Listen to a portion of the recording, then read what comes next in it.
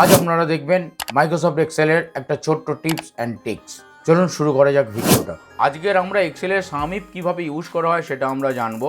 এখানে দেখো একটা আমরা ডেটা দেখতে পাচ্ছি, সেখানে কি আছে employee ID, name, region, total. আমাদের দরকার এক একটা রিজিয়নে টোটাল কত সেল হয়েছে, তার জন্য নিচে যে বক্সটা আছে দেখো রিজিয়ন আর টোটাল করা আছে, east, south, north, West region দেওয়া হয়েছে।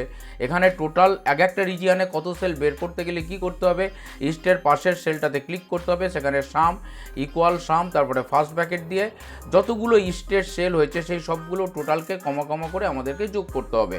এটা অনেকটা সময় সাপেক্ষ ব্যাপার, কমপ্লিকেটেড ব্যাপার এবং ইজি হবে না। আমরা এটা সামিপের সাহায্যে ইজিলি করতে পারি। কিভাবে করব, তার জন্য প্রথমে আমরা পুরো ডেটাটাকে সিলেক্ট করব। ডেটাটাকে সিলেক্ট করার পর আমরা কন্ট্রোল টি প্রেস করব ডেটাটাকে টেবিলে কনভার্ট করার জন্য। তারপরে আমরা কি করব, এরপরে আমরা যাব টোটালের ঠিক নিচের সেলটাতে, সেখানে গিয়ে আমরা লিখব ইকুয়াল সাম ইফ, তারপরে আমরা দেবো ফার্স্ট ব্র্যাকেট, তারপরে রিজিয়নের কলমটাকে আমরা পুরোটাকে আমরা সিলেক্ট করব, তারপরে আমরা দেবো কমা, তারপরে আমরা কন্ডিশন অ্যাপ্লাই করব। কন্ডিশনের জন্য আমরা কি করব, আমরা এখানে এই সেলটাতে রিজিয়ন সেলটাতে ক্লিক করব, তারপরে টোটালের পুরো কলমটাকে সিলেক্ট করব, ফার্স্ট ব্র্যাকেট দেবো, এন্টার মারবো, দেখো রেজাল্ট চলে এসছে।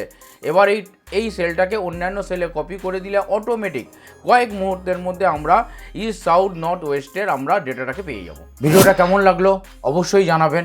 ভালো লেগে থাকলে অবশ্যই লাইক করবেন, শেয়ার করবেন, সাবস্ক্রাইব করবেন।